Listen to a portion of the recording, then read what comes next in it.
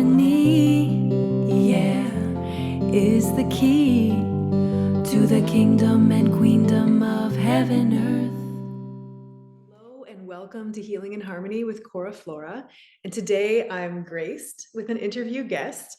How this aligned was pretty synchronistic and just normal, I guess. You know, it makes me think of Louise Hay, how when she was building Hay House, she just answered the phone and opened the mail. And that's kind of what happened, where I put it out there that I was open to interview guests. And this random person, so random, applied to be a part of the podcast. And I was really excited. But it took me a few months because I've been deep in the album creation vortex and kind of not really doing podcasts for a while. But when I checked out, when I actually had the right energy and presence and readiness to check her out, I was like, oh my gosh, this woman is amazing. She's a goddess. She's bringing women together. She's now creating new life and generally just has an amazing vibe that I'm excited to tune into. So I just met her briefly for a little 2-minute call right before this, but this is basically our first time talking this lifetime, and I'm excited to see what flows through. We're going to explore the topics of goddess gatherings, of bringing women together for deep authenticity, vulnerable conversations, healing, magic, harmony. And something else that she suggested that I'm also excited to explore is the concept of sacred union and rewriting what that is for us and for others, to reclaim the love that we are and that we're here for. So without further ado, I'm going to welcome her into the podcast. This is Chelsea Carter of heartcenteredhumans.com. So here we go.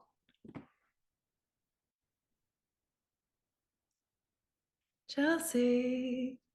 Hello. Hi.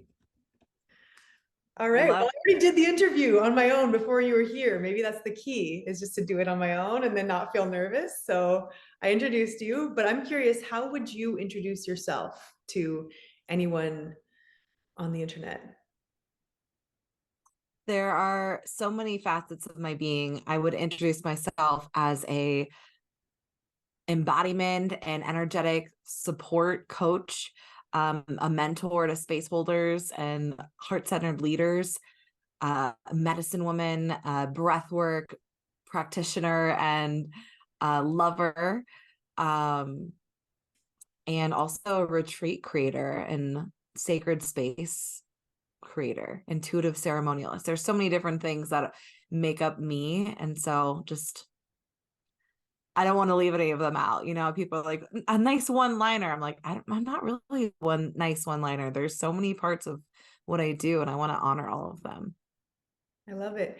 I have to say that intuitive ceremonialist is like resonating. I'm like, ooh, tell me more about that. What does that mean to you?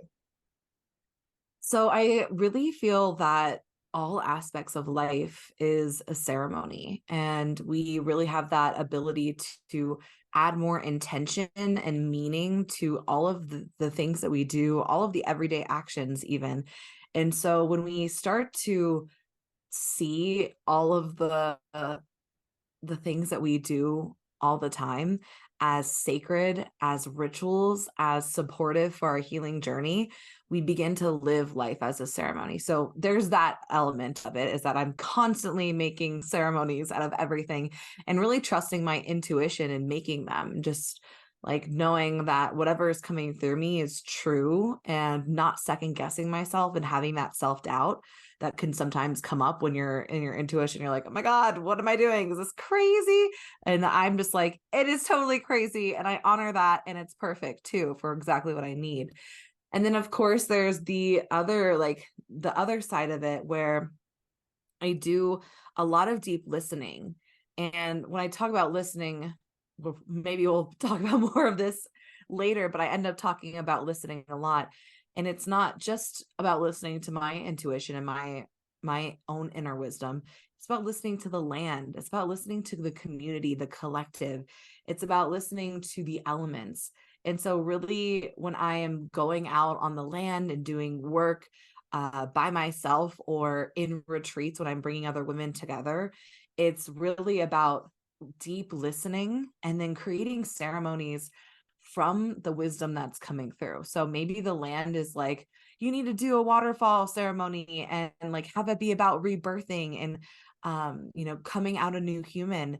Or maybe it's like you need to ground all of these women. These women need to like really feel me, feel the earth, whatever it is.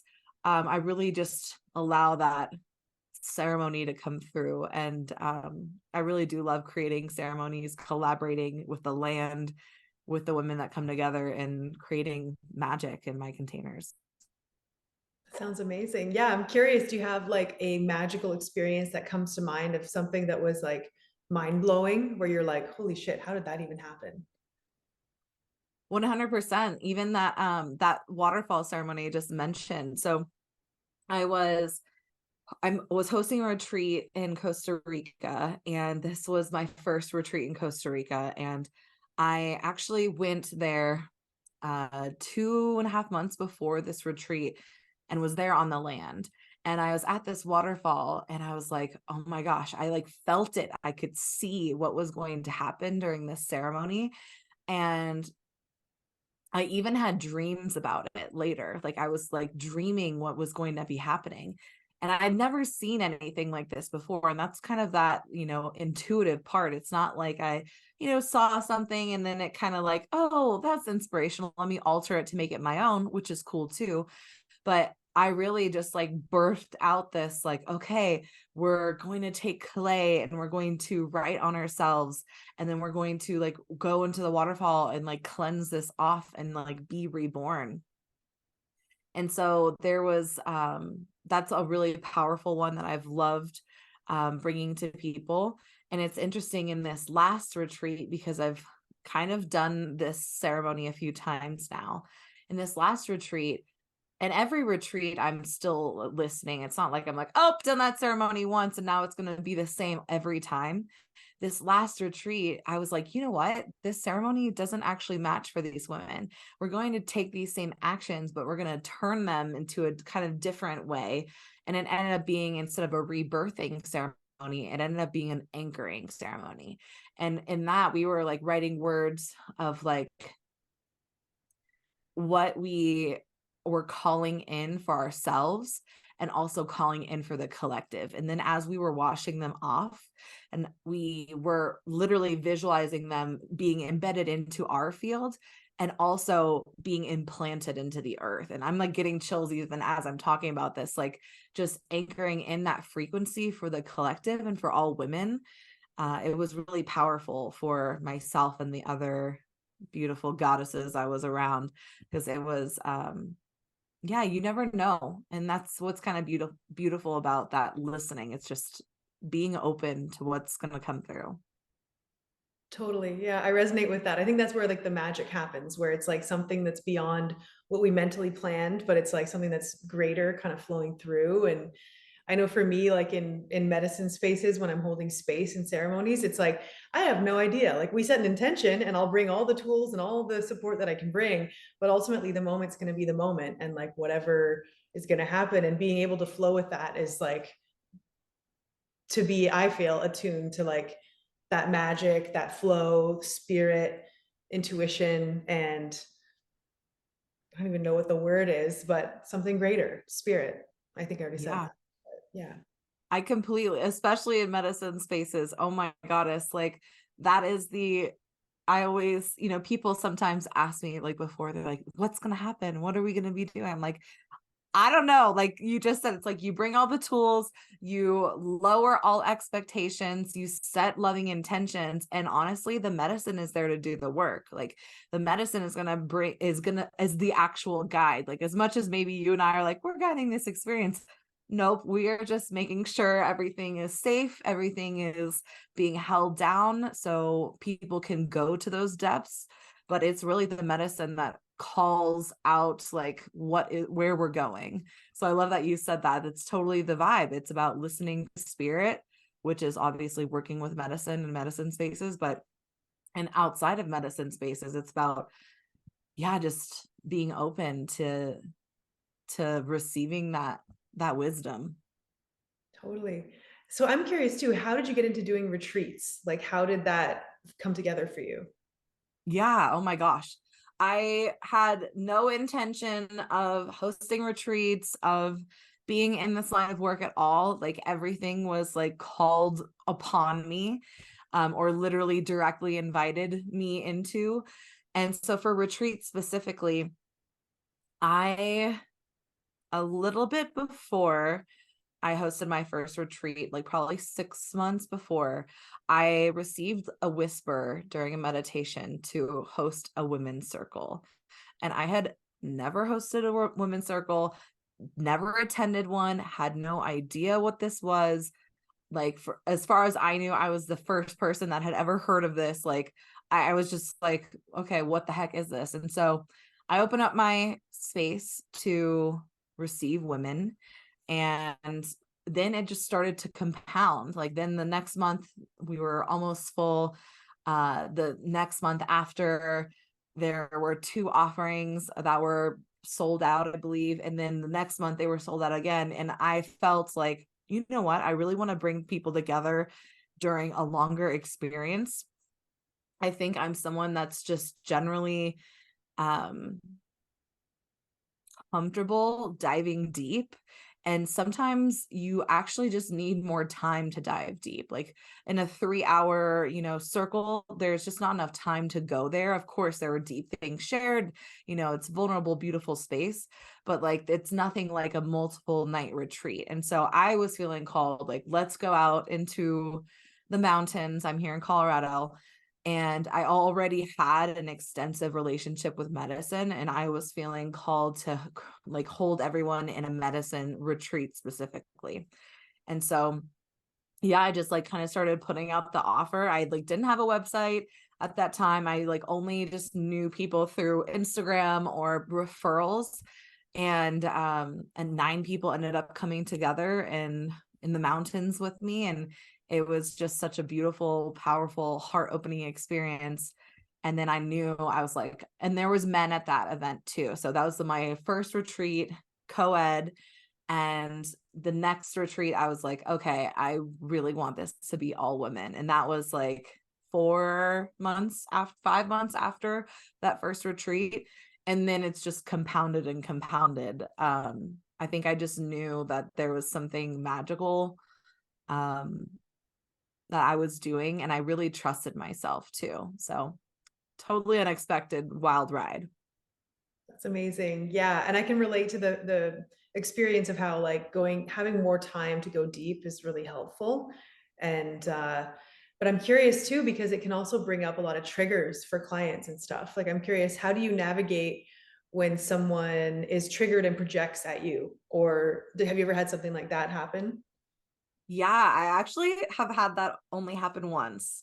I'm pretty good at like setting the space and setting the expectations, and like um I really set the stage for it to be like, I'm human, you're human.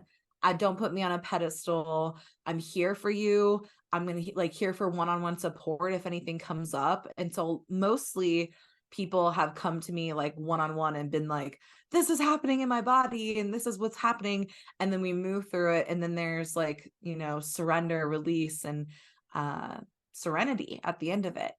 But I have had one situation that was like crazy to me, but it was beautiful in its own way. I was hosting a retreat in Bali. It was a 6-night retreat. Medicine was involved. Which kind Um, of medicine? it was mushrooms. Mushrooms. Okay. Yeah. And so we had this incredible time. It was a more intimate container than some of my retreats that you've maybe seen. I have like 22 people. There was 7 of us total. And so I feel like, again, when there's less people and when there's more time, you can go deeper. And so we were getting really deep. We were connecting with the elements. That was kind of the theme of that retreat. And the last morning, I received feedback from one of the participants, and she was like, the first thing that she said was, I like that I sang too loud at the first your face. She was really, really triggered that I sang really loudly at our voice activation workshop. And I was just, stuff like that. I'm like, I hear you and I feel you and I understand that's triggering something for you as a human, but like there's nothing I can do to change that. Like I'm not going to dim my voice. That's actually like the opposite of what I stand for. And and so I tried, just to hold compassion and love, but she was also in this place in her life where she was really wanting to just like vomit everything out. She was going through some personal things and I knew that going into the retreat.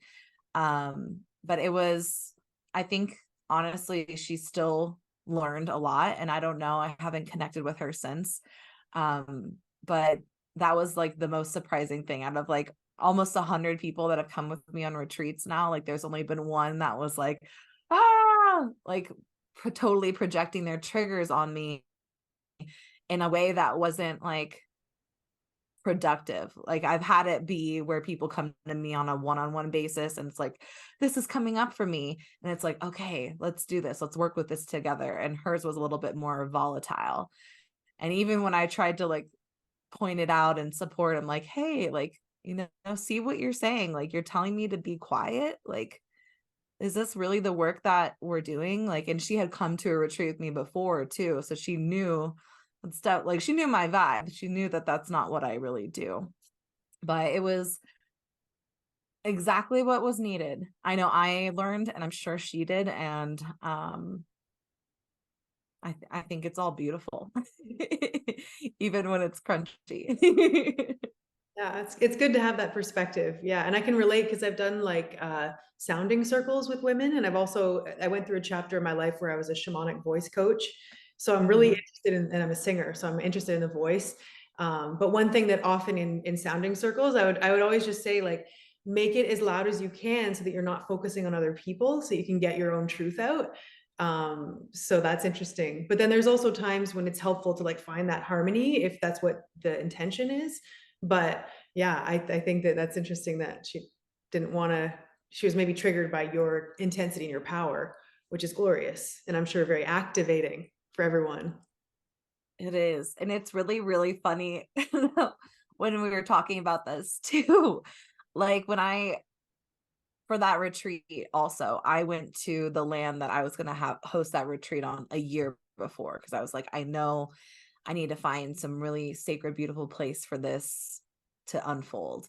And on that land, I swear to you, I recorded a little like video of me dancing that, and then I posted it as a reel that it was like, it's an honor to trigger people because it brings them deeper into their own like, power process. I can't remember exactly what I said, but I was like, like I'm honored to trigger people. And then I was like, wow, this is totally full circle right now because I'm like feeling the trigger right here in my face, where sometimes when you trigger people, it doesn't really come right into your face. It's kind of like quiet on the outskirts and you don't maybe necessarily know about it. So it was really interesting that that land like brought that back, was like, hey, you said this was an honor, and I still stand behind it. I think I like to call triggers activations because it's not a bad thing. It's like, this is helping me in some way. Like, I know for a fact that that woman does not want to live her life like quietly singing.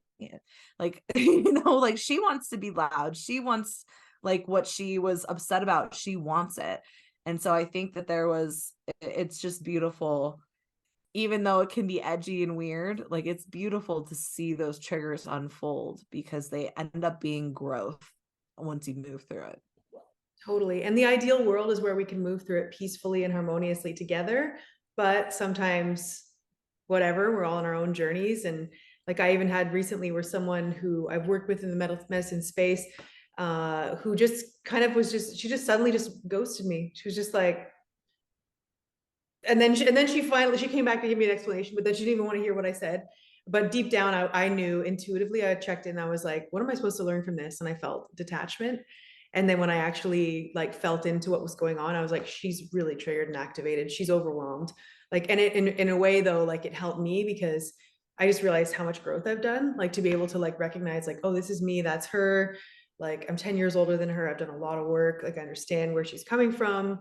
but I'm not going to take it on. I'm not going to become the monster because, you know, that's just her projecting her stuff onto me. And I trust the flow of everything, but it makes me really value when people can come together and communicate honestly and like just be Yeah. vulnerable and do the work, and also just like recognize when someone's like advanced and perhaps triggering, you know, because I know for me, like as I continue on my path, I can perceive when people are advanced.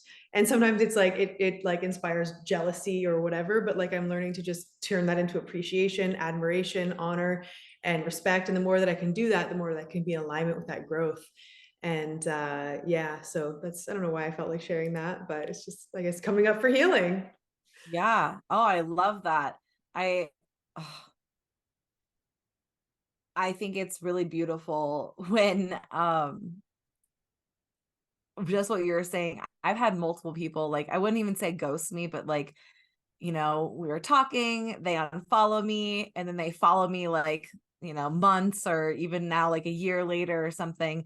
And they're like, I want to hire you. I realize now, like, you know, like they were just so like, that woman, no. And then something happened where they're like, oh shit, she's the one that I was resisting, that's going to teach me the thing.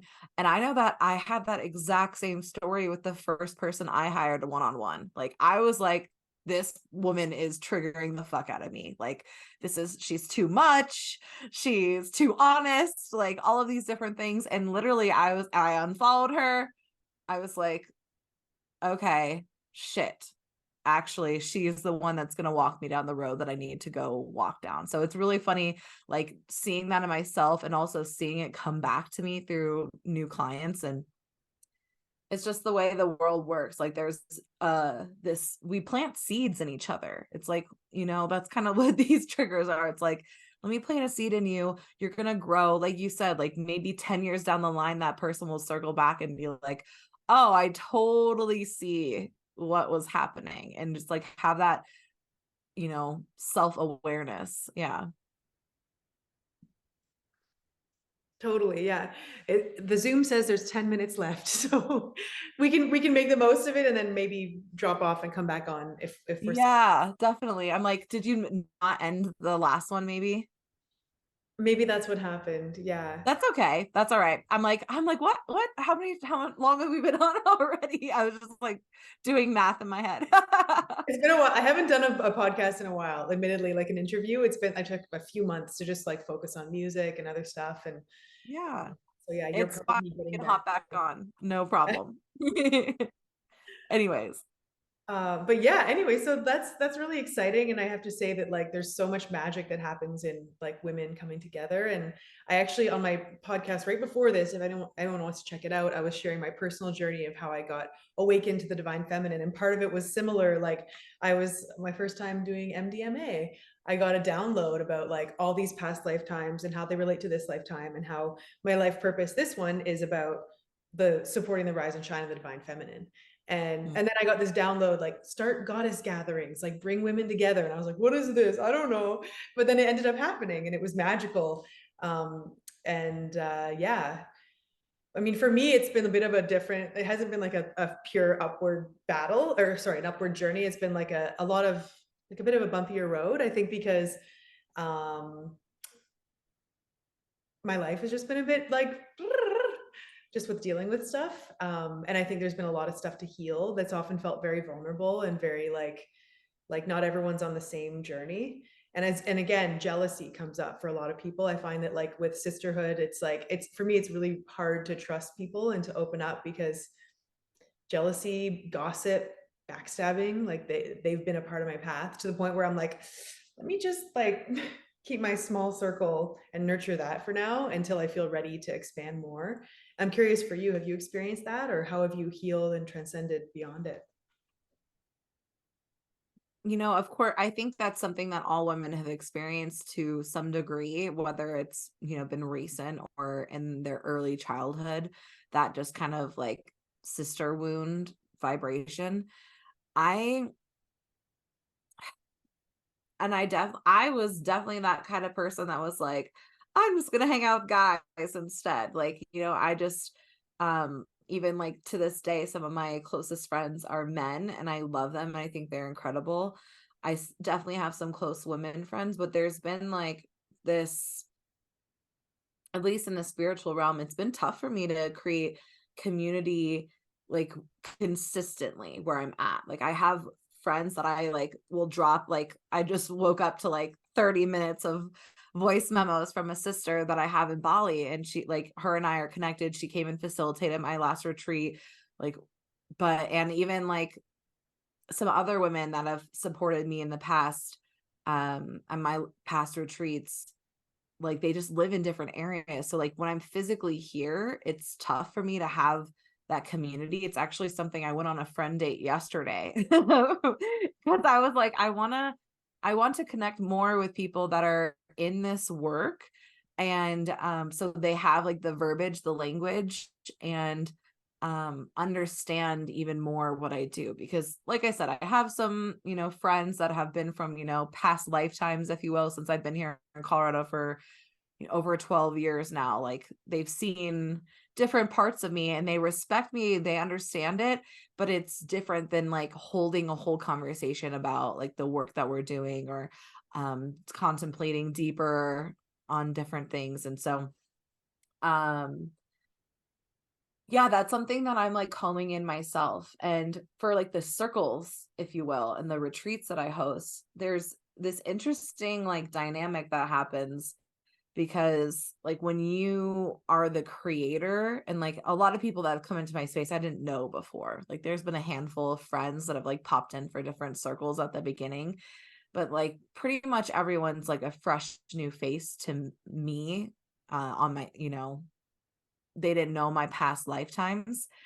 And there's something that happens where they're like, they don't really want to hang out with the person that's like creating the space. They're like, not that they don't want to hang out, but that maybe there's some intimidation or like, again, like, or pedestaling, which I really try to always, like, at retreats, I'm like sitting there at lunch having conversations. I share everything that's on my heart. There's nothing that I'm like, oh, let me, keep myself at a distance.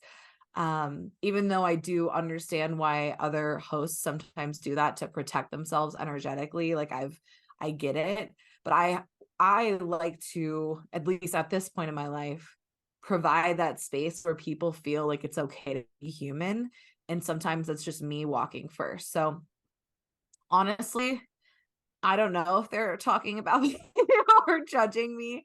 There's a whole possibility that they are, but the word's not getting back to me, at least. And so for me, I'm just going to keep doing what I'm doing. And I think it's really healing for me to be accepted and loved, at least in that spaces on, I wouldn't even say surface level, because it feels deep. It feels like a heart to heart. Like, I see you, I love you, from the other women in the space. And I think that's why my retreats can be so healing to women, because it's not like you're leaving best friends. Like I said, I'm not hanging out with these women after, but we have this like love and acceptance for each other. And it's like, I see you, I see your power. And after like opening up your heart and putting everything on the table, it really just changes a lot in your life. You don't really accept friendships or, even family members that are treating you like you have to put a mask on to be accepted in this space. And so I think that's part of it for me.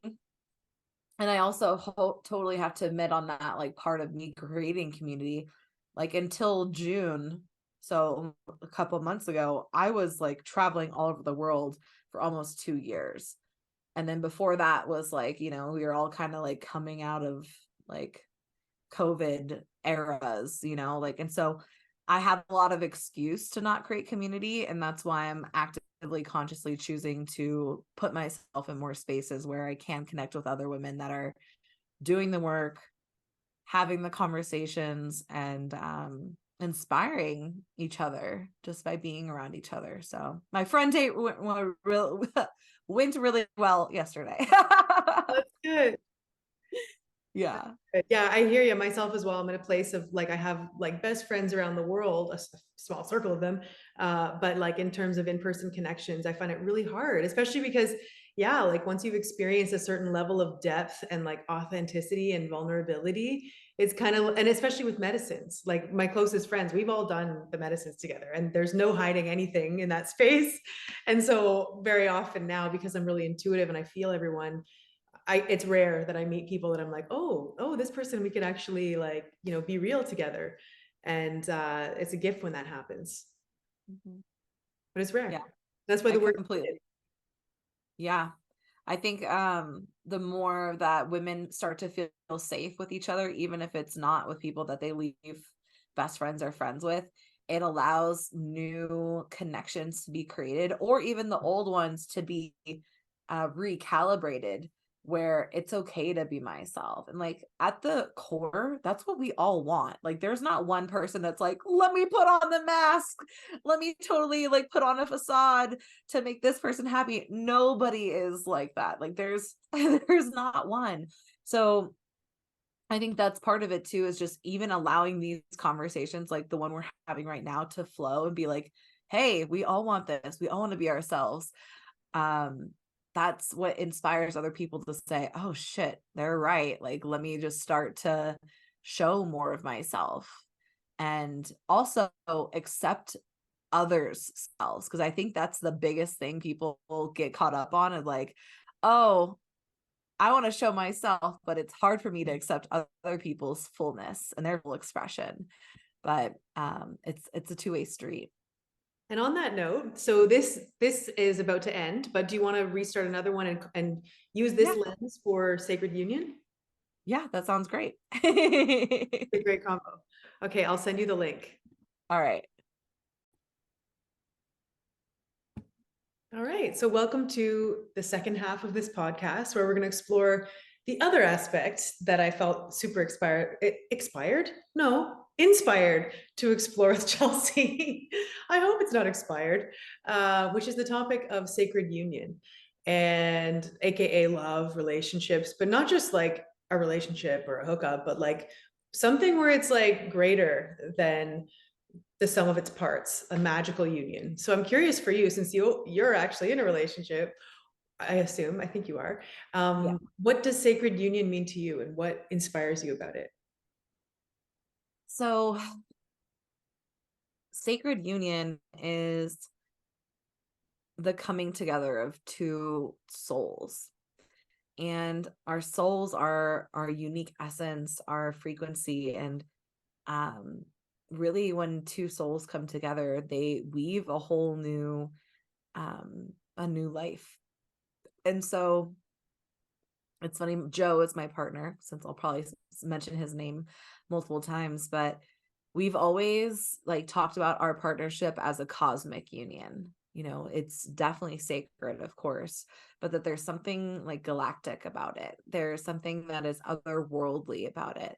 And it's not just the feelings that we feel, but even some of the experiences we've had, of course, with medicine, but also without medicine. We've had like I knew the moment his collarbone was broken, I felt it in my body.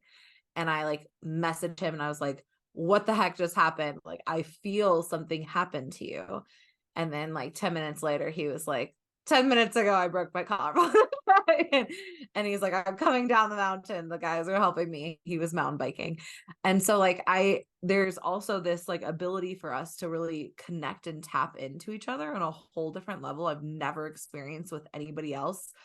There's like honestly, like it's a daily occurrence where we are like reading each other's minds without having to communicate, and where sometimes like I've like had a surprise for him. I like this puppy that I have right now, I bought as a surprise for him. Don't worry, he wanted the puppy, audience, like he was really wanting this dog. I didn't just like spring a dog on him.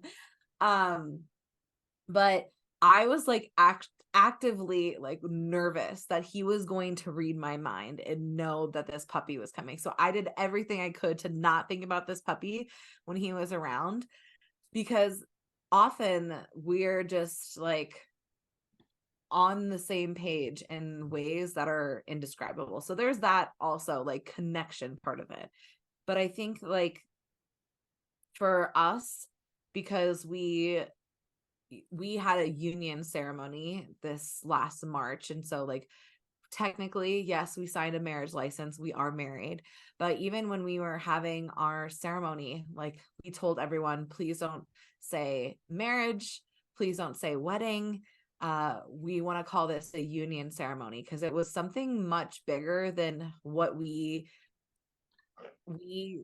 felt that a wedding or a marriage was. Like, marriage, you feel like has that, and of course we can always reframe anything, but we always felt like marriage was like, okay, you're in this, and it's because there are benefits from getting from each other. You look back historically why people got married, and it felt not super true for us. But what did feel really true for us was coming together in union, and even our vows to each other. We didn't do the I do's. We didn't do like till death do us part kind of things or anything like that. We talked about how much we love and appreciate each other. We said that we're going to choose each other every day.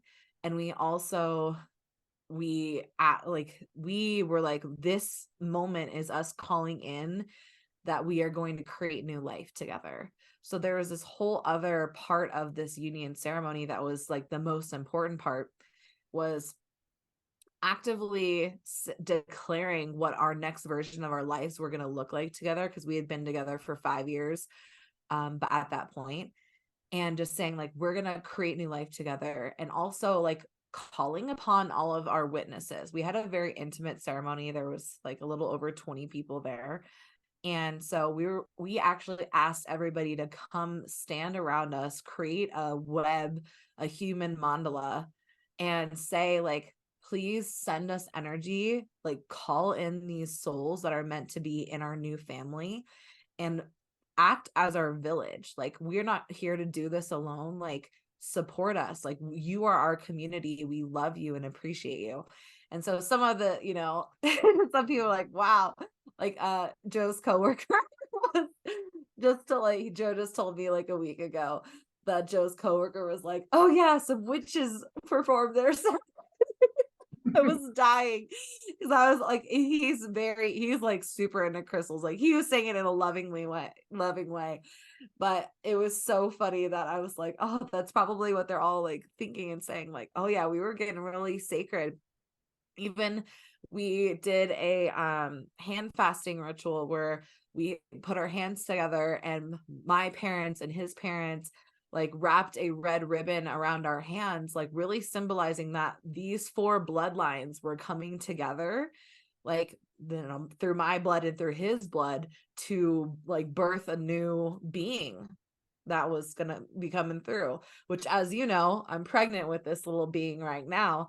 But so that union was really so much more than like, hey, we're moving into a house and we're, sharing pots and pans, where it was more like, we're creating new life. We're creating a union where we are choosing each other every day. And also, like, I don't know how to bring this up too, but there was a part where I still felt like I wanted to define what this union was going to look like. And for me, I still had old stories of like, oh, when you're, married in a union, these are somewhat synonymous if you really look at it on paper. But I was like, I want to make sure like I'm not feeling trapped. Like, I don't want to feel like I can't live my life. And I've traveled the world without Joe and with Joe. Like, really, he is so in support of anything that my heart is calling me to do. If it's like living for 4 months in Bali without him, he's like, go do it. That doesn't mean that we don't have immense love for each other. That means we have so much love for each other that we would never want to hold each other back.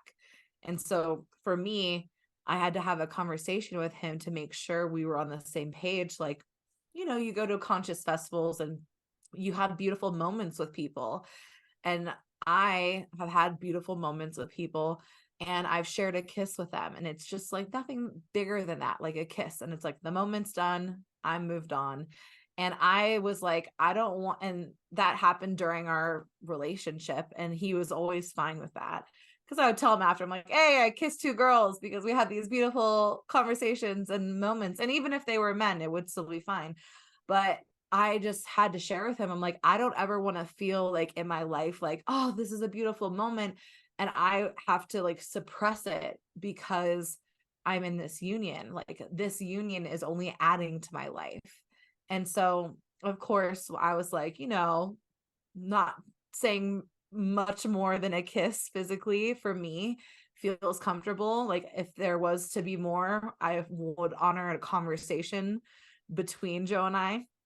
But that was something that, like, an edge I had to. I was like, oh my God, like, I hope he's gonna be okay with it. And he was just like, fuck yeah, of course. Like, you honor those beautiful moments. And he also knows I'm not one to take advantage of those kinds of, like, I'm not gonna be like, oh, he gave me a pass or something, a hall pass, and like go run with it. Like, I'm going to honor like what's deeply felt in my heart. Um and also, like, to be honest, like, I love him so much. Like, there's not many people I really want to do anything else with anyways. Like, and when I say many people, I mean no people. Like, there's, yeah, it's just I don't know, I'm very fulfilled, I guess is what I'm saying. That's amazing. Wow. And thank you for sharing. That's so inspiring. And, I've been talking to a lot of people who are in inspiring partnerships lately. And that is a theme where, like, often, like, once they feel solid in that connection and that's established, then it's like they're open to exploration in ways that feel right for everyone. And each person, each partnership is unique. But like, I know one person who has a boyfriend, but then she does OnlyFans and she does content with women, and he's totally cool with it. And she's bisexual, so they're all happy with it. And like situations like that, or even like one of the couples that I admire a lot is Aubrey Marcus and Vylana. And I just love them. I feel like their example of sacred union is really inspiring for me, especially because, like, just the higher dimensions and deeper opportunities for healing and creativity, like what they've done together. I'm like, whoa, like, to feel that safe in something and then be able to like expand and grow and deepen so much, like, exponentially. I'm like, wow, that's like really exciting.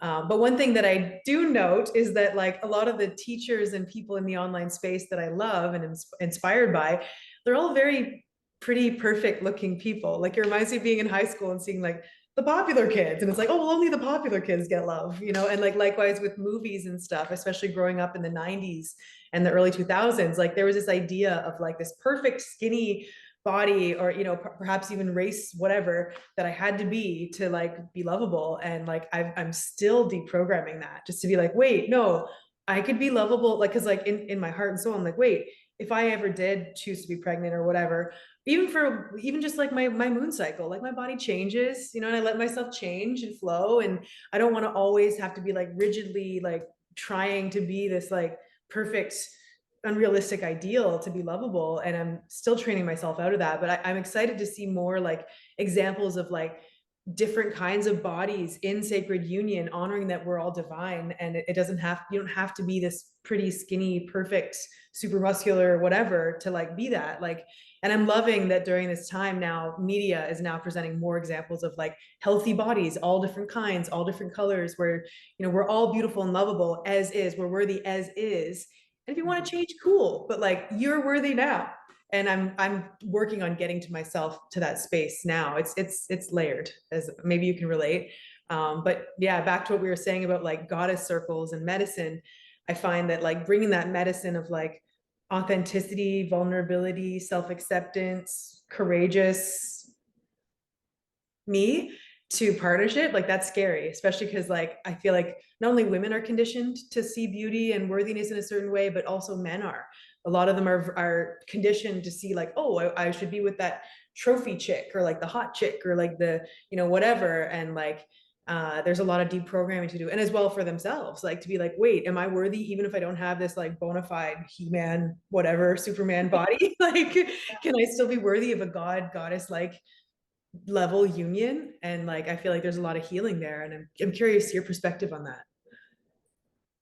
I I completely understand like uh that frustration. I feel like I've had a number of clients that have felt that programming as well and felt that unworthiness and have worked through it, like, because ultimately we are worthy because we're breathing. Like, there's nothing that is innately like putting us in categories of like you deserve this or you don't. You do, like, especially something like love and like abundance, like all the different things that we think of, like, oh, I have to do something to get this something else. No, like, you just get to have it. And so I completely resonate with that. I it's really interesting because I am like I have changed a lot in my body, right? Like in the last, 6.5 months being pregnant. And even that's something that I've been working with, of like, I look so different in my face, even like, because I've gained weight that I didn't anticipate that I would gain. Like, it's not just like the belly weight. I'm like, my face looks different. I feel different. And having like my partnership like just like completely support me, and let's say like I've gained weight even just like before I got pregnant, just from when I met him, and him like loving me and all those levels have helped me like realize that it doesn't matter what I look like. It is my essence, it is my heart. And that, so that's helped me deprogram that even faster.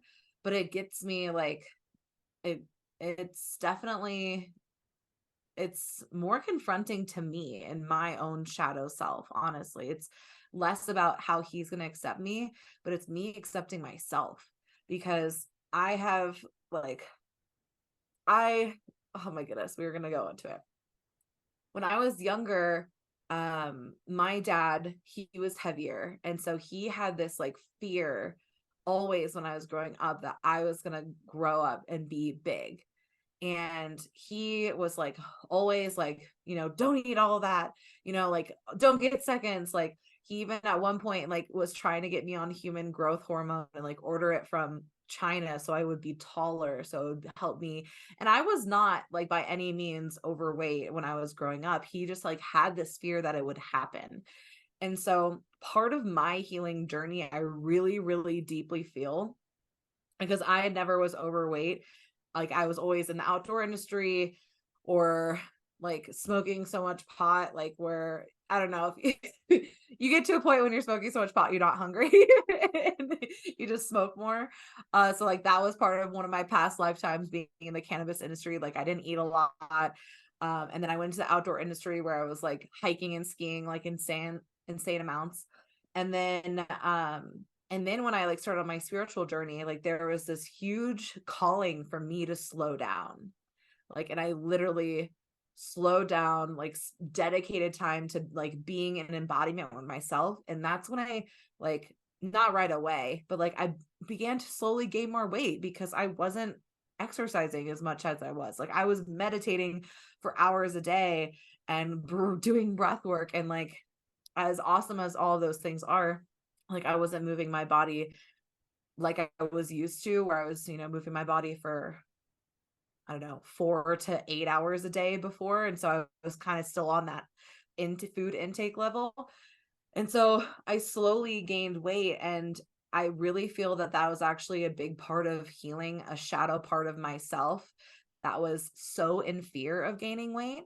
So like programmed that if I gained weight, then that would make me unworthy, that would be like something bad that was happening, because that was literally what I was told as a kid. It was like, if you do this, like, people won't love you, you won't find love. Like, that was kind of the programming my dad would say. He'd be like, I want you to find someone that, like, supports you and everything. And like, thankfully I have a partnership, a union that is just like so supportive of how I look in every phase. And he's like, God, you're just like a goddess. And I'm like, thank God you see me as that. I do feel like a goddess, honestly, I do. And like, when I go to these retreats too, and like some of these retreats, most of these retreats, like, we're naked.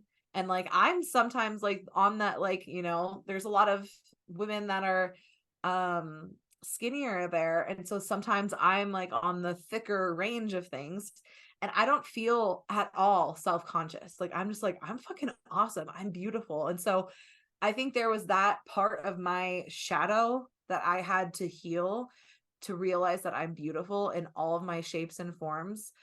And honestly, that's a cycle I'm in right now, like with being pregnant, because I've gained even more weight than I ever thought I would gain. And I'm like, oh my God.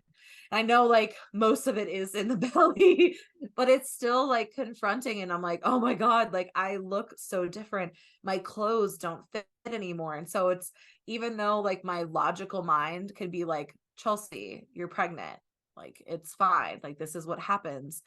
There's still that like child in me that's like, oh my God, like like all of those things I mentioned earlier from my programming as a kid from my dad. And so really learning to love myself at this stage is a whole other evolution. So I don't know where we started with it, but I definitely agree that when we are like trying to find love and like looking at ourselves and like being like, oh, I have to look a certain way to receive love, it really, it's complicated, but at the core it starts with us. And like the second, like how you're saying, like I need to reprogram myself and look at these old stories. Like the moments we do that and it doesn't, not to say that anything's ever gone either. Like obviously this is something I felt like I healed that story. And then when I come here pregnant, have the massive belly and I'm like, oh my God, I still have 2.5 months more to grow. What the hell? And I'm now reaching a new cycle of looking at that story and healing that in a different way.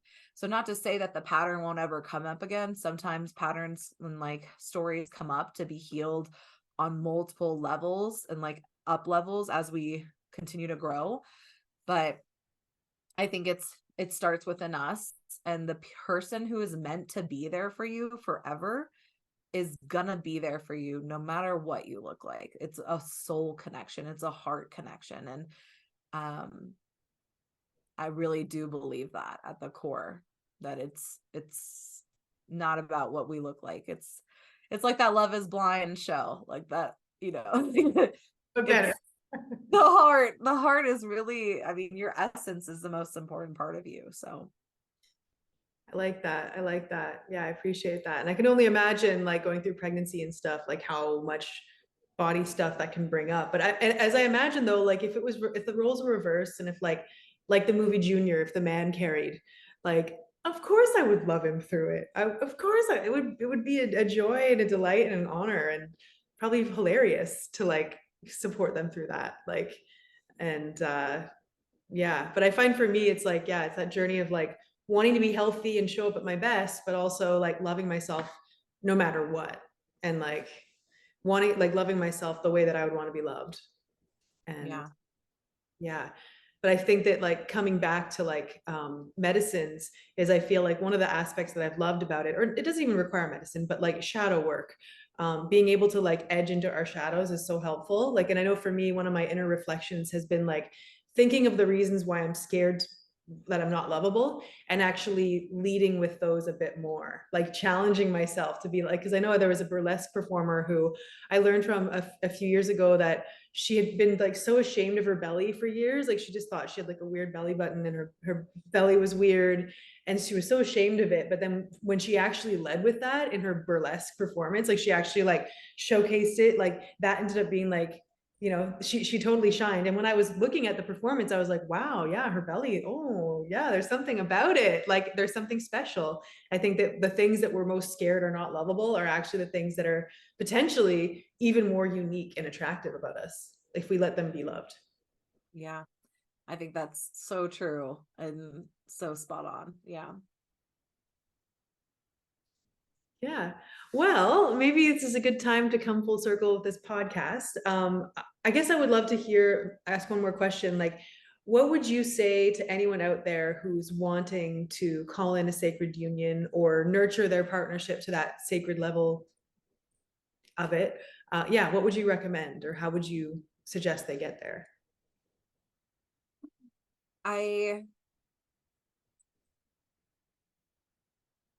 There are so many things I could think of. The first thing that really pops into my mind is like receiving support in untangling these kinds of things. So whether that's a coach, a therapist, like whatever, or even talking about a friend with it in full honesty, like really allowing these kinds of conversations that we're having to happen with yourself.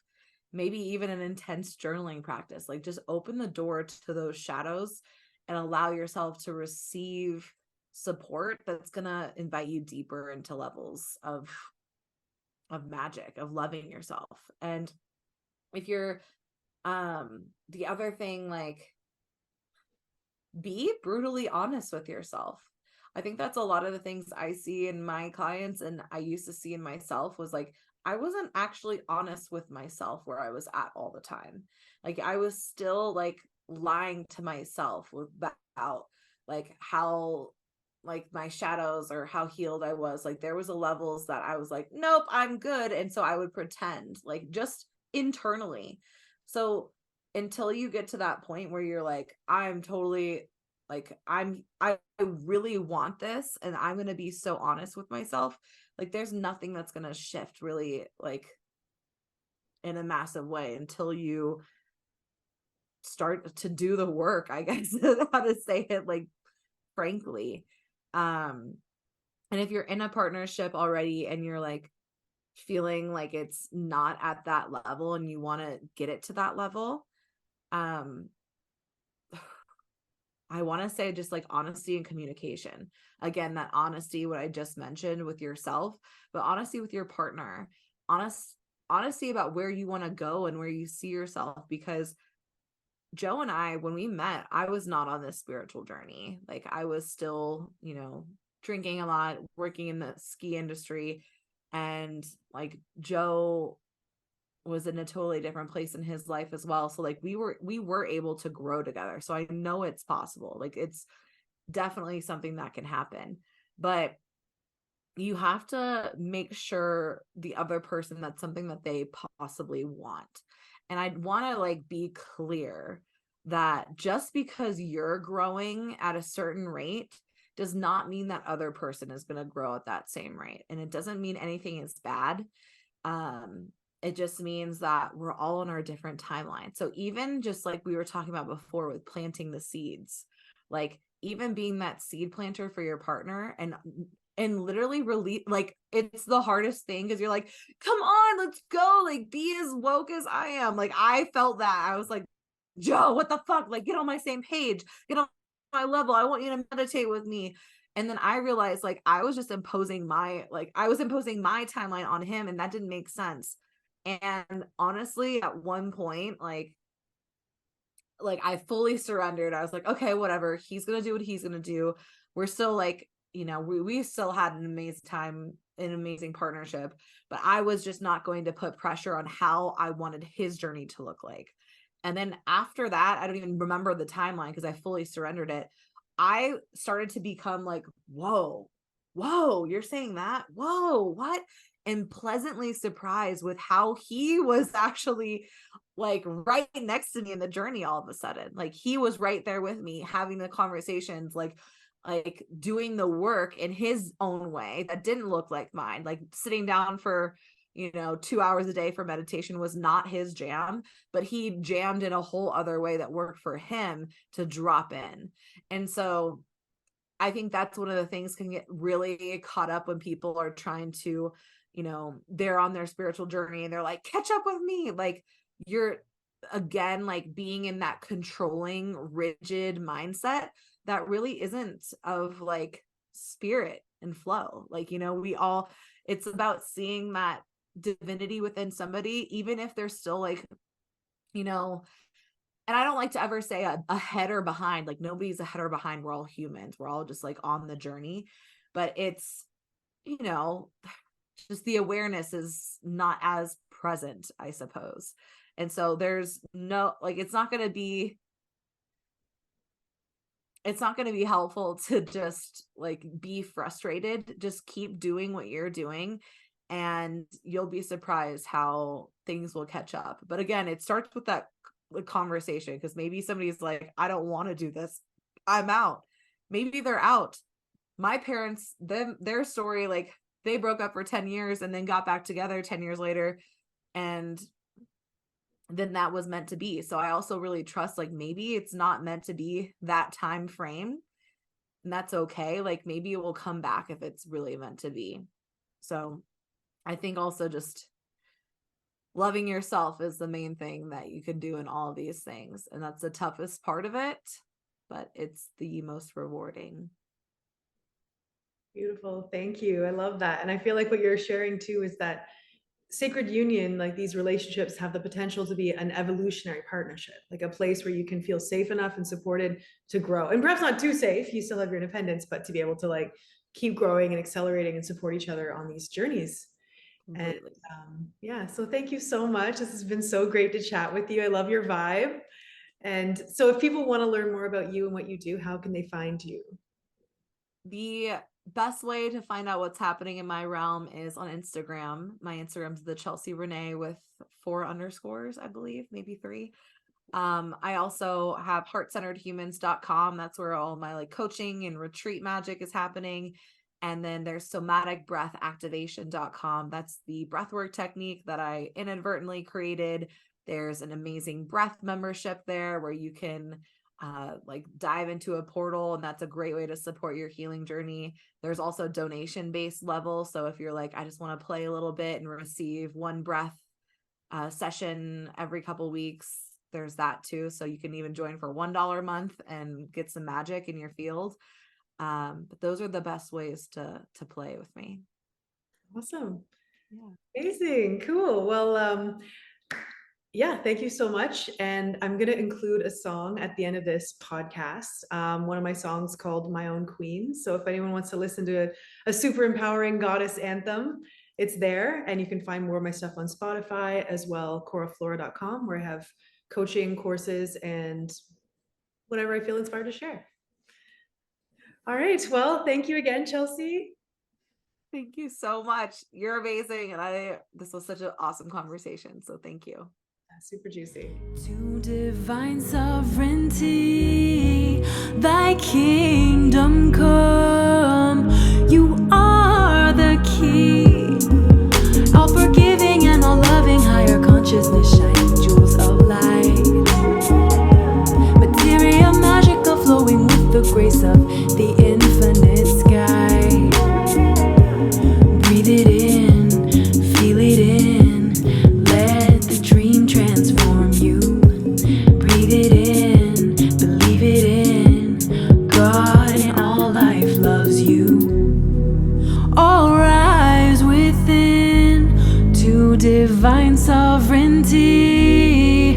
Thy queendom come. It's time to be in our full majesty. In our full majesty. In our full majesty, in our full majesty.